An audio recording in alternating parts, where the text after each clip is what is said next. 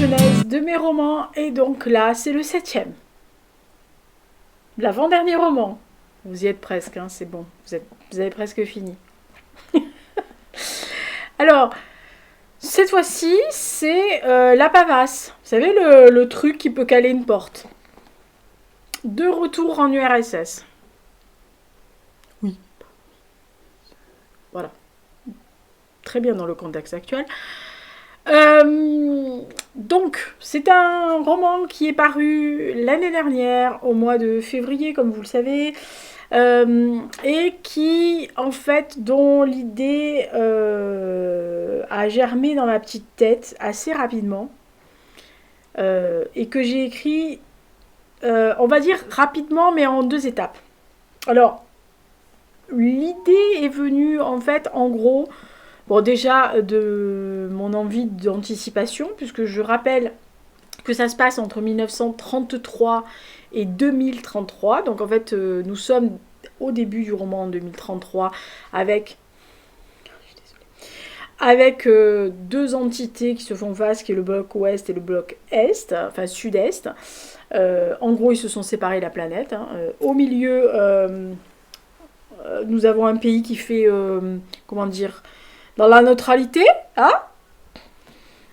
Je vous laisse deviner lequel. Vraiment.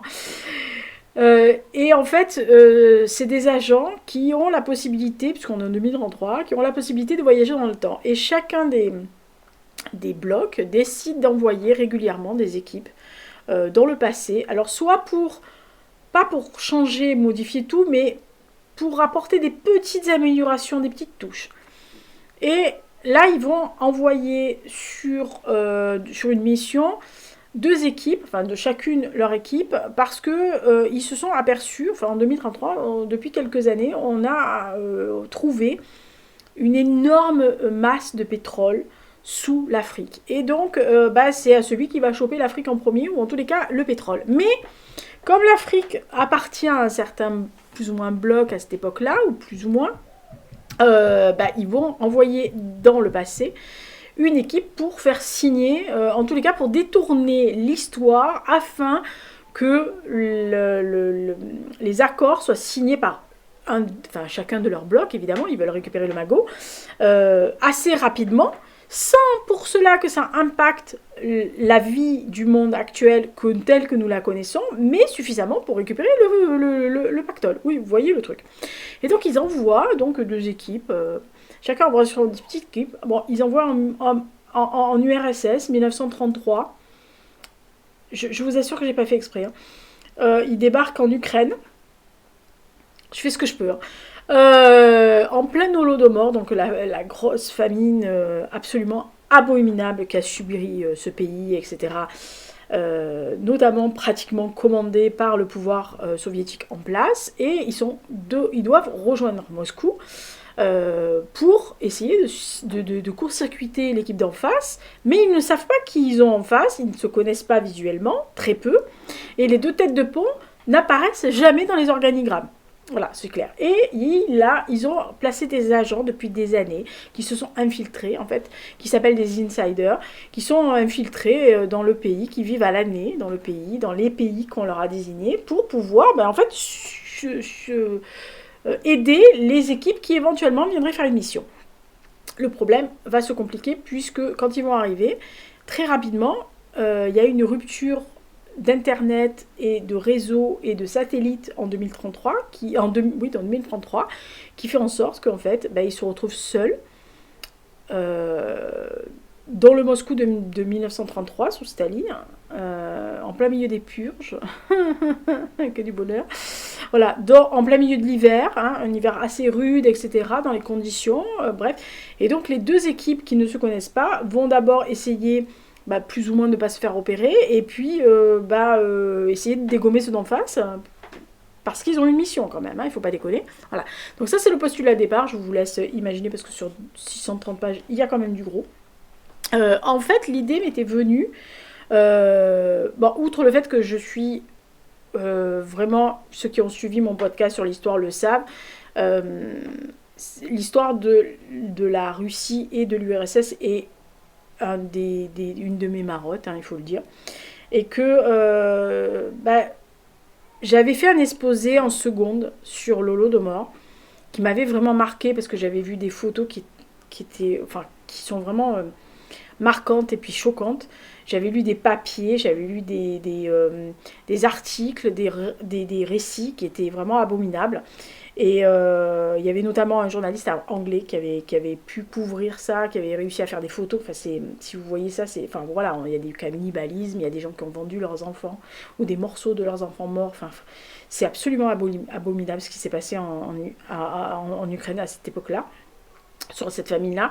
Et j'avais lu beaucoup de choses. Et un jour, j'ai lu un article sur les ouvriers en URSS entre 1928 et 1941. Et j'avais acheté un livre dessus. Oui, je lis des trucs très indigestes pour la plupart des gens, mais ça m'intéressait. Et en fait, quand j'ai lu ce livre, le personnage de Hassim est venu dans ma tête. Voilà, c'est un des deux personnages. Et je ne sais pas pourquoi il est resté dans ma tête. Et il s'est imposé petit à petit, très joli boulet hein, à porter, je vous assure. Mais j'avais pas la volonté de le coucher sur le papier. Et puis c'est lui, un jour, qui a décidé que je devais coucher cette histoire sur le papier. Donc j'ai commencé la rédaction, et je me rappelle bien parce que je l'ai mis sur mon carnet, le 18 juillet 2017. Donc, le 18 juillet 2017. Et je partais en vacances à peu près 10 jours après. Donc je pars en vacances. Je pars en Dordogne et tout ça. Je vais rejoindre ma maman. Et en fait, ma maman est tombée gravement malade un jour et demi après mon arrivée. Transport à l'hôpital en urgence, voilà, etc. À cette époque-là, j'ai été à 2 doigts de la perdre à ce moment-là. Donc 8 semaines à l'hôpital, à faire des allers-retours. Je suis désolée, vous savez très bien que c'est toujours le bonheur. Hein. Mais vous savez très bien que malheureusement, c'est toujours de numéro qui commence par 0554. Alors si vous passez par là, je peux vous assurer que vous commencez sérieusement à me pomper l'air.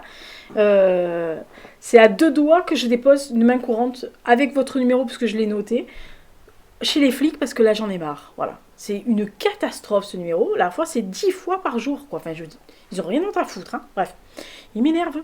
Bref. Donc je l'ai commencé et ma maman est restée 8 semaines à l'hôpital. Longue semaine où elle était malheureusement dans un état assez critique. Donc j'ai pas du tout évidemment travaillé. J'avais pas le temps. De toute façon, tous les jours, je faisais 100 km pour aller la voir à l'hôpital, puisqu'on était assez loin enfin, moi, j'étais assez loin de l'hôpital. Donc, voilà, j'avais pas du tout le temps. Et je l'ai ramenée après sur Marseille, parce qu'elle avait une opération assez délicate à faire, en urgence. Donc, 2 mois après. Et évidemment, le temps que l'opération se monte, que je fasse tout, etc., j'avais vraiment pas la tête à ça. Puis un jour, c'était le 31 octobre, exactement. L'envie m'est revenue et donc comme elle se couchait assez tôt le soir, j'ai pris l'habitude en fait de travailler quand elle allait se coucher. Donc je travaillais tous les soirs et donc j'ai repris au début décembre à peu près et je l'ai fini à peu près fin février. Voilà. À raison de 2 heures par soir, sachant que j'avais dû écrire, je sais pas, une centaine de pages, même pas, j'avais dû écrire 50 pages les 15 premiers jours à peu près, parce que je savais ce que je voulais, et puis je m'étais dit, tu vas être en vacances, tu vas être en Dordogne, donc du coup tu vas pouvoir travailler toutes les après-midi sur le bouquin, ça va aller vite, voilà. Mais j'ai réussi à le pondre. Donc voilà, grosse bébête de 634 pages, enfin 630 quoi, voilà. Bon, alors comme je vous ai dit, vu que c'est la période que j'aime bien, j'ai pas eu besoin de faire beaucoup de recherches. J'ai quand même regardé beaucoup plus mes livres, j'ai ressorti mes livres de photos de cette période-là, de cette époque, pour avoir l'ambiance des rues, notamment les usines aussi, la façon d'usine. J'avais dans ma tête une photo que j'avais vue d'un réfectoire d'une usine dans Moscou à cette époque-là, qui est effectivement représentée là-dedans, parce que je la trouvais magnifique. C'est une espèce de grande verrière, une espèce de grand hangar verrière, c'est sublimissime, on dirait une salle de bal, à part que c'est très industriel, hein, comme forcément. comme habitat, mais enfin, bon voilà, ce que je voulais c'était ça, et puis j'ai fouillé, et j'ai retrouvé, en fait, les soirs où je rentrais à la maison, après être à l'hôpital, j'étais toute seule, hein, donc j'ai commencé à fouiller parce que j'ai toutes mes archives là-bas, et donc j'ai fouillé, j'ai retrouvé mon article, mon exposé de seconde, et qui m'a servi pour le début de, du roman, donc tenez-vous aux branches, hein, les mecs. Voilà, donc voilà, c'est pas des grosses recherches, hein, c'est vraiment pas celui qui m'a donné le plus de travail du tout, d'ailleurs. Pour le titre, c'est un peu, enfin, ça me semble tellement évident. Voilà, ils sont de retour en URSS. Comment pas se casser trop la lunette pour trouver un titre. En fait, le titre est arrivé encore en normal, hein. Alors, il y a deux petits détails sur la couverture qui est effectivement encore de Brian Méran, hein, évidemment. Hein, monsieur ne me quitte plus, enfin, je ne le quitte plus en vérité. Que j'ai demandé à Brian parce que je les voulais absolument, ces deux pins. Qui sont à moi, deux broches. C'est des vraies broches, hein. Qui date de l'époque de l'URSS que j'ai récupéré, que j'avais acheté d'ailleurs. Donc là, il y en a un ici que vous voyez bien, voilà, avec écrit CCCP, donc c'est en russe, Union soviétique, enfin Union, je sais même plus comment, Union des républiques socialistes soviétiques. Et le deuxième, il est inséré, il a très très bien fait parce qu'il a mis la broche ici, qui est en fait une broche en étain. Avec écrit Moscou, donc Moscou et le Kremlin derrière. Voilà. Donc je voulais absolument kiffer, et il a fait une petite, un petit rappel de ce badge avec faucille et marteau. Oui, on est à l'URSS, hein. Donc de 1933, qui était exactement ça. Donc c'est ce que je voulais sur la couverture. Après, il a fait ce qu'il voulait avec les cheminées, les machins et tout ça. Enfin, vous voyez les détails. Il y a les cheminées donc de l'usine. Il y a un bâtiment très important. Il y a quelqu'un. Voilà. Ici, donc vous verrez pourquoi, parce qu'il y a un fantôme, enfin il y a un agent qu'on appelle le fantôme, donc très bien représenté là, voilà, et puis les bâtiments très soviétiques, machin, bon, bref. Alors pour les personnages, il y a le fantôme, voilà, alors il y a bien sûr Chloé de Rivaux, qui est une femme assez, qui est à la tête du département, du département des voyages dans le temps temporel, à la rigueur pour le bloc ouest, donc qui est basé à Seattle. C'est elle le chef, hein, en gros. Elle est pas psychorigide, mais elle est chiante, hein, voilà. Elle a tout un panel de départements sous ses ordres, qui va de l'informatique à ceux qui font les costumes pour partir dans le temps, ceux qui vérifient que chaque détail de l'histoire n'est pas bougé, ceux qui font des extrapolations, qui extraient des données pour voir si éventuellement si on peut bouger toutes les lignes, si ça bouge pas trop, voilà.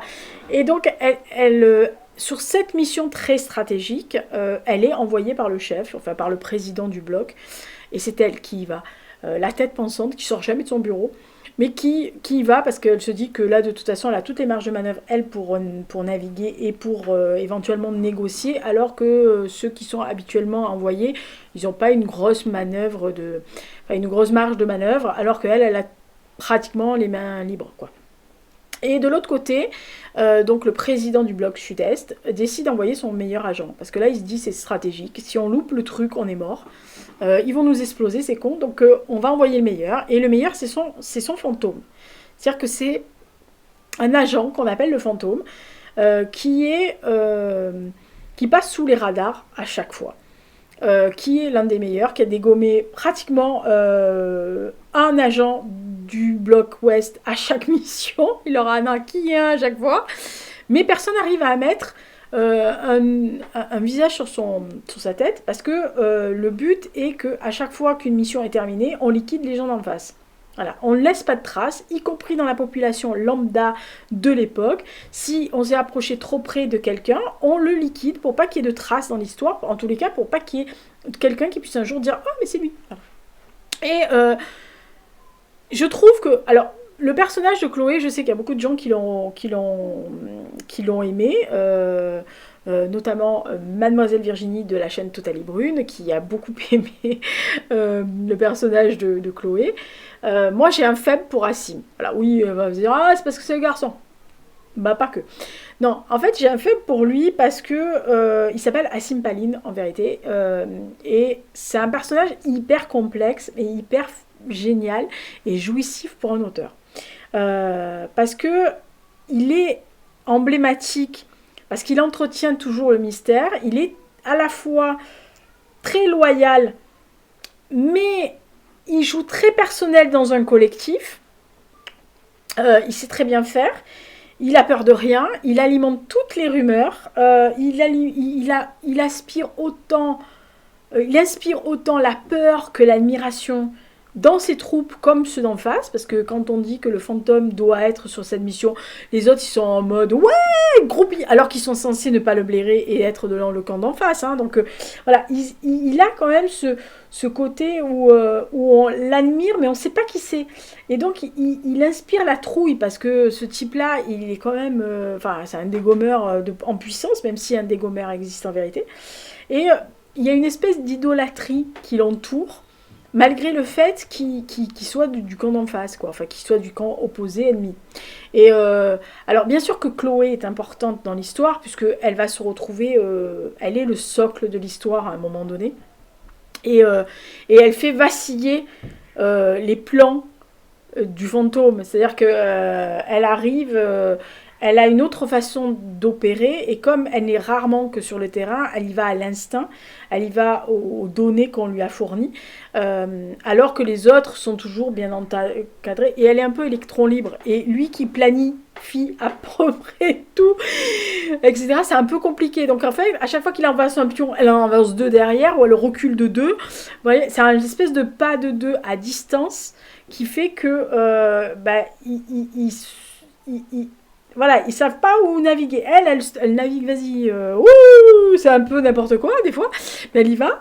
Et puis ils sont secondés par des personnages. Alors il y a un des personnages qui a plu à tout le monde, c'est le personnage de Lev, qui est en gros l'insider de Chloé sur le terrain, qui se fait passer pour son frère.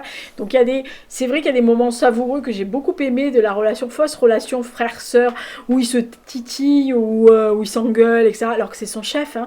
Donc il est pas censé dire à son chef ah ouais putain, tu rentreras pas tes fesses dans le pantalon, alors que comme c'est son frère sur la réalité, il est obligé de lui parler comme ça. Donc c'est toujours un peu bizarre en lui, puis voilà, il y a des trucs moi j'ai beaucoup aimé les relations entre les deux, ça m'a fait beaucoup rire. Et puis il y a d'autres personnages derrière, évidemment. Bon, il y a les présidents des deux blocs, mais il y a surtout un trio. C'est les pieds nickelés, hein. Ah, c'est les pieds nickelés, qui sont censés être des mecs vachement responsables, etc., dans le bloc ouest, et qui, dès que la liaison va vaciller, vont partir, mais en biburine complet.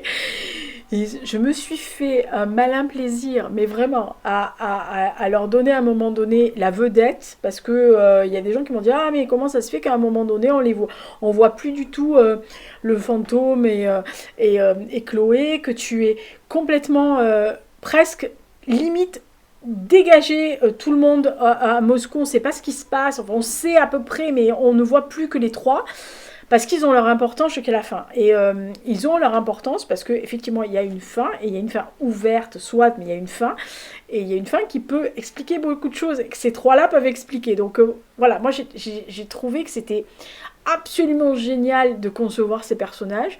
En plus, il y a un personnage de dictateur qui n'est peut-être pas le plus ambigu des deux dirigeants des blocs, et qui est aussi ambigu que l'autre peut être trop clean sur lui, et on sent qu'il y a quelque chose qui ne va pas. Bon, reste que Asim Paline, quoi. Asim. Voilà, faut noter que l'auteur soupire, hein, après son personnage. Ah là là. Oui, non, mais voilà, je l'aime beaucoup. C'est un personnage qui m'a plu, parce qu'en fait, c'est agréable d'écrire un personnage avec un éventail assez large pour pouvoir faire ce qu'on veut. Comme Chloé, mais je veux dire, quelquefois, vous n'avez pas forcément la possibilité de faire l'éventail du point A au point Z. Et là, j'ai pratiquement fait du point A au point Z. Je suis arrivée à le faire passer par toutes les étapes que l'on peut avoir dans sa vie, mais là en une mission, et même dans votre vie on n'aura pas toutes ces étapes là, mais je voulais vraiment, et en plus il est tellement modulable ce garçon, en plus il est tellement beau aussi, enfin moi je l'ai imaginé, je sais à quoi il ressemble, donc si vous voulez savoir à quoi il ressemble, et ça c'est le hasard qui a voulu aussi, et vous verrez dans Cassian c'est pareil, le hasard a voulu que je l'ai décrit dans mes scènes à un moment donné, puis je l'avais décrit plus en détail sur mes notes. J'ai rarement fait ça, mais je l'avais décrit, mais alors vraiment, et j'avais esquissé à peu près un dessin. J'ai pas pu remettre la main dessus, je pense qu'il est en Dordogne. Et si je le trouve, je vous montrerai si je l'ai un jour, mais cet été quand je serai en Dordogne. Et donc, c'était vraiment un portrait assez fidèle. Voilà. Et un jour, je tombe sur un film sud-américain d'un acteur vénézuélien. Je sais pas pourquoi je suis tombée là-dessus. Ne me demandez pas. Et à l'écran, pareil que vous verrez, je vous explique pour Cassim, c'est la même chose. Pour Cassian, pardon, c'est la même chose. Cassim, Cassian, Cassim, Cassian. Oh là, je fais des raccourcis entre mes personnages. Pour Cassian, c'est la même chose. Mais c'est encore pire pour Cassian. Mais bon, pour là, non. Parce que là, j'avais déjà écrit. Ça fait peur. Hein. Voilà. Et au milieu de l'écriture, je tombe sur ce film, donc je regarde le film et je vois l'acteur. Et qui est à, on va dire, 90%, presque 90%, comment je me représentais à Sim. Donc je me suis dit, putain, tu t'es pas trompé. Et je l'ai gardé. Donc il est sur mon site, en savoir plus sur De Retour en URSS. Vous avez la photo de l'acteur qui malheureusement s'est tué, je crois, au printemps dernier dans un accident d'hélicoptère. Voilà. Parce qu'il était aussi militaire de carrière, ou etc. Donc il conduisait quelque chose et il s'est tué dans un accident d'hélicoptère. Donc voilà. Mais en tous les cas, il ressemblait exactement à ce que, par exemple, si j'avais fait un casting pour De Retour en URSS, ça aurait été exactement, mais exactement lui qu'il me fallait. Voilà. Sinon, qu'est-ce que je peux vous dire? Ah oui, la bande-annonce, la bande-son, elle est assez différente, parce que, bon, alors, oui, c'est sûr que écrire un 630 pages en écoutant que l'international en russe moyen, quoique... Voilà. Non, il me fallait des chansons tourmentées, des chansons un peu mélancoliques quelquefois, parce que bon, à un moment donné, ils sont quand même coupés de leur base. Hein. Ils savent pas s'ils vont rentrer. Et alors, personnellement, rester à Moscou en 1933, non, merci. Elle est où la navette que je me casse, voilà. Donc, il me fallait vraiment une bande son qui capte l'ambiance et les interrogations des personnages. Donc, de chaque personnage, quel qu'il soit, alors moi je sais dans la bande son quelle est la chanson qui correspond à quel personnage, mais il fallait vraiment qu'à un moment donné je retrouve toujours ce genre de chanson pour pouvoir, par exemple il y avait une chanson qui était pour ce personnage, une pour l'autre, et même s'ils n'avaient pas cet état d'âme, ou ils n'avaient pas ce sentiment-là quand j'écrivais, je me débrouillais pour écouter la chanson quand j'étais sur leur personnage. Voilà, c'est un peu compliqué ce que je suis en train de dire. Voilà. Alors, ça faisait longtemps, faut quand même le préciser, ça faisait longtemps qu'il n'y avait aucun personnage qui s'est rebellé. D'habitude, ces cons se rebellent assez régulièrement. En me disant, ah, moi je veux pas. Ah non, mais moi je veux pas. Ah oui, non, mais moi si je finis avec elle, je veux pas. Oh, ça va, hein, on va se calmer. Là, ils ont été sages comme des... Alors, tout est relatif, hein, voilà. Mais pour une fois, j'ai maté une révolte à un moment donné, parce qu'il y en avait un qui partait en vrille, en gros. Je lui ai dit, non, tu vas te calmer, chaton, parce que sinon, sur 50 pages, tu tiendras jamais la distance. Je vais te crever avant, je te le dis tout de suite. Vous savez que je tue mes personnages, donc là, je voulais pas le tuer. Donc, je me dis, non, tu te calmes. Bon, voilà. Mais sinon, je pense que la bande-son reflète assez bien l'état d'esprit de mes personnages, et je suis assez fière quand je l'écoute de me dire, ah ouais, là c'était cette scène, ah là c'est cette scène, ah là c'est ça, oh, oui, comme les bébés. Donc alors sinon il y a deux chansons phares, une qui m'a lancé l'écriture, enfin vraiment, enfin non, même pas, enfin qui m'a relancé l'écriture, qui m'a soutenu,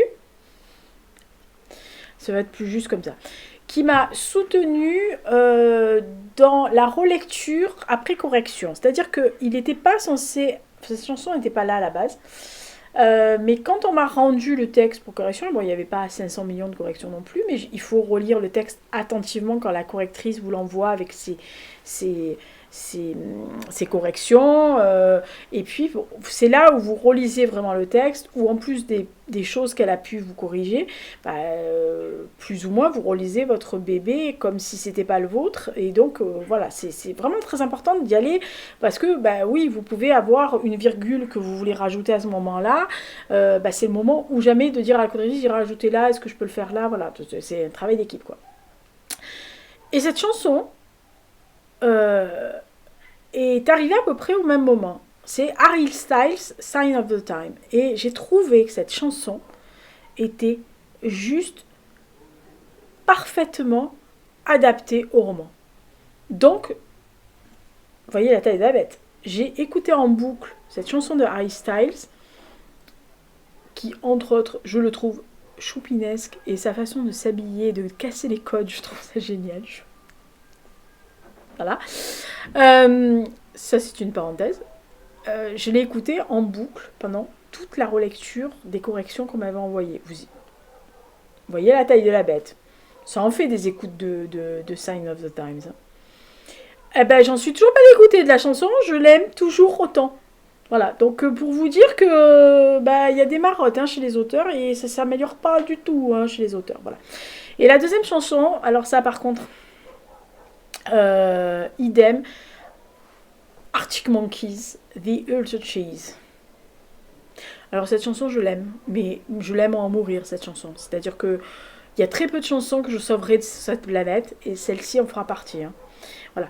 Je l'ai écoutée, mais pareil, quand j'ai reçu le bébé, le BAT, je fais toujours un BAT, alors qu'il n'a pas du tout la couverture finale, voilà, qui a une couverture basique. Et alors, si je me souviens bien, la couverture était juste les deux broches. Voilà. Mais c'est juste pour la relecture version papier, c'est-à-dire comme elle sera imprimée, comment vous l'aurez vous. Voilà, parce que ça peut décaler sur des trucs, etc. Et peut-être avoir des trucs qui vont pas. Et autant PDF, on peut pas le voir que là, on le voit. Et donc, quand j'ai reçu ça, il fallait bien quand même que je le lise. Enfin, que je vérifie toutes les pages et que je regarde s'il n'y avait pas de trucs. Et là, vous le relisez en diagonale, mais vous le relisez en diagonale, comment dire, accentué, mais quand même, vous retapez pas votre bouquin. Enfin, moi, en tous les cas, je relis pas mes romans. Je suis pas à ce degré-là de fan attitude envers moi-même. Et The Arctic Monkeys, The Ultra Cheese. Voilà, c'est Arctic Monkeys, The Ultra Cheese. Ça a été ma chanson de relecture. Ah non, mais il y a du lourd dans le cerveau de Lisa. Ouh, vous y attendez pas, celle-là. Oui, voilà. Donc, vous écoutez les deux chansons, vous verrez bien. Anecdotes. Quelles sont les anecdotes que je pourrais dire? Pour une fois, il n'y a pas d'arcane de création sur ce roman-là. Sauf mon addiction à l'histoire du pays en question. Et de toutes les périodes de la Russie. Enfin, et précisément cette période-là en URSS. Ah oui, si quand même. J'avoue que j'ai un faible... outre sur Assim, merci. Je l'ai déjà dit ça. J'ai un faible sur un lieu dans le roman et j'ai poussé les murs pour l'insérer. Parce que je savais où je voulais aller, bien sûr que je savais, mais à un moment donné, ça pouvait être là ou ailleurs. Mais vraiment, ça pouvait être là ou ailleurs. Mais je voulais absolument, parce que j'adore cet endroit, et je voulais absolument l'insérer.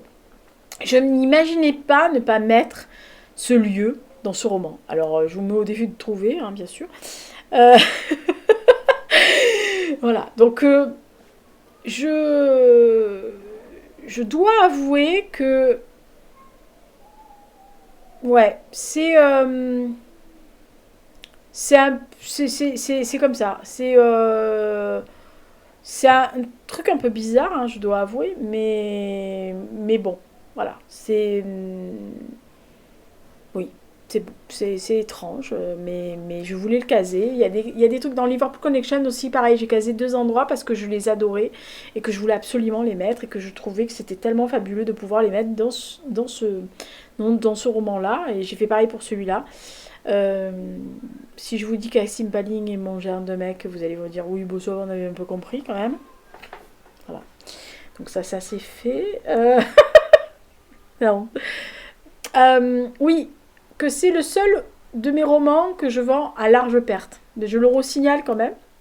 Parce qu'en gros, vu la pavasse, vu le coût d'impression, couverture, machin, il aurait dû être à 26 euros. 26,50 € d'ailleurs, pour que je rentre entre guillemets dans mes sous, dans le sens où que je me fasse, comme je fais d'habitude, 8 à 10% de droits d'auteur, sachant que je paye quand même des trucs dessus, et qu'il y a les 30% du libraire. Donc si j'avais fait tout ça, il aurait fallu qu'il soit à 26. Il est à 23, ce qui est déjà pas donné. Enfin bon, hein, c'est une bavasse. Mais qui n'est pas donné parce que s'il y a des frais de port en plus, machin, etc. Donc c'est vraiment celui où vraiment je vends à perte, littéralement. Voilà. Y compris pour moi quand je dois l'envoyer en service de presse ou parce qu'il y a quelqu'un qui me le demande, qui me l'achète et que je lui envoie. Mais je le fais d'autant plus volontiers que je trouve qu'il est excellent. Alors après, oui, vous allez dire, ah, mais c'est toi l'auteur, hein.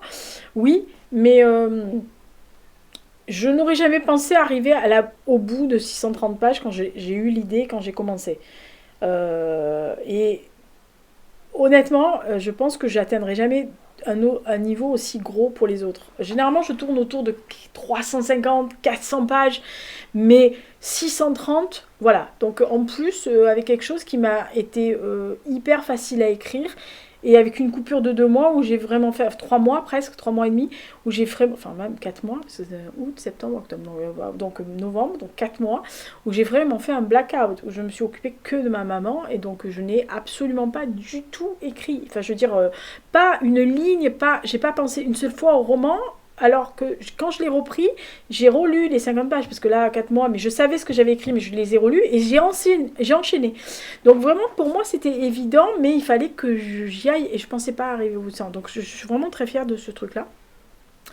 Sinon, les sorties, il est sorti il a 1 an, hein, le petit, donc voilà, il est tout jeune, hein, il y a toujours l'espoir pour la bébête.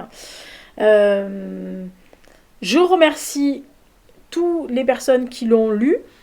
Les personnes qui l'ont demandé en SP. Tout à l'heure, j'ai cité Virginie et je remercie Virginie aussi de l'avoir lu. C'est toujours... Il y a Céline aussi qui l'a lu, voilà, qui est une de mes camarades, on va dire.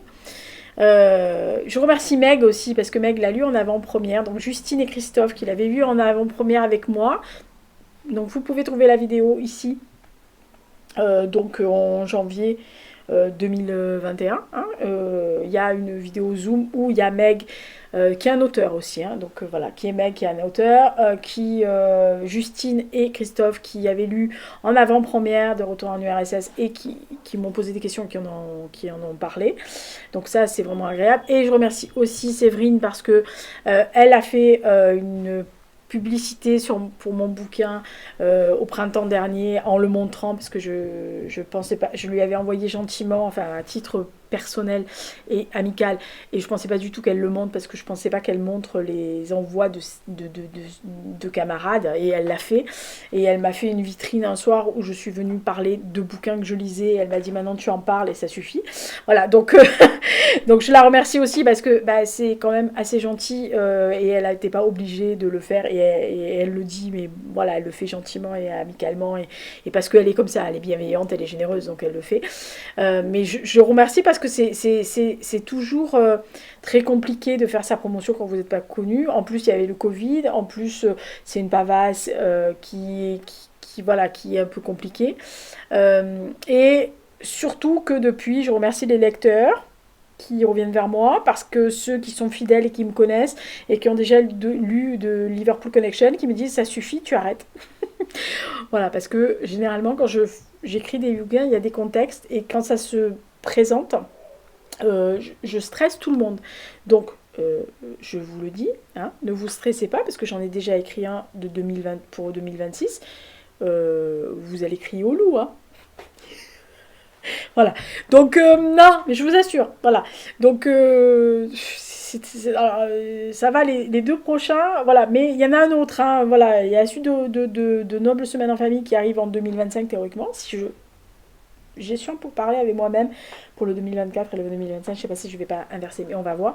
Ça n'a aucun incidence d'ailleurs, mais je sais pas. Voilà, je cherche encore dans ma tête. Je les ai écrits, hein, ils sont écrits, ils sont ficelés, mais voilà, c'est Fanny qui décidera d'ailleurs. C'est d'ailleurs Fanny qui décidera. Si tu passes par là, c'est toi qui décides, tu te débrouilles.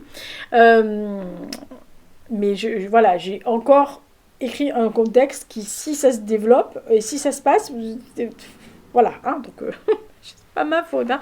Je vous assure, c'est pas ma faute, je suis pour rien. Voilà. Sinon, ben voilà, le bébé est une pavasse, mais il a 1 an et donc ben, il a encore sa vie à faire, sachant qu'il y a son petit frère qui vient d'arriver.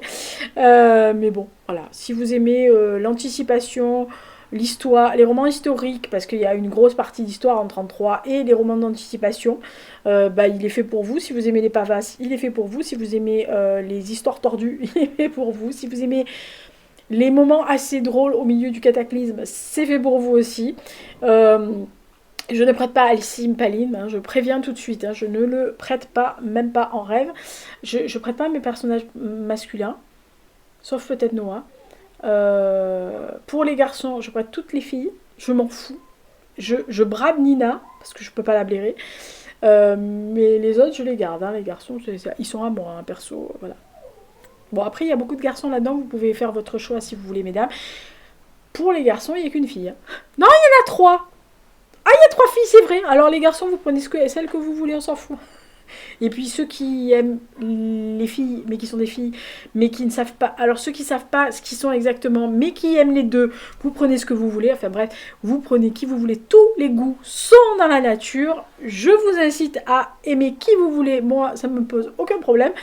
Je m'en fous, je me casse avec la cible. Oh bah, c'est moi le chef. C'est moi l'auteur. Donc je fais un peu ce que je veux. Pas vraiment, hein. Ouais. Allez, je vous laisse avec le bébé. Il est beau. Je monte la 4e. Merci Fanny, merci Corentine et merci Brian pour la couverture. Voilà. En plus, vous voyez, ça fait vraiment très soviétique. Putain. Ça s'améliore pas. Allez, d'ici là, portez-vous bien, faites attention à vous et puis à la prochaine vidéo. Ciao, je sais pas ce que c'est, alors vous verrez bien.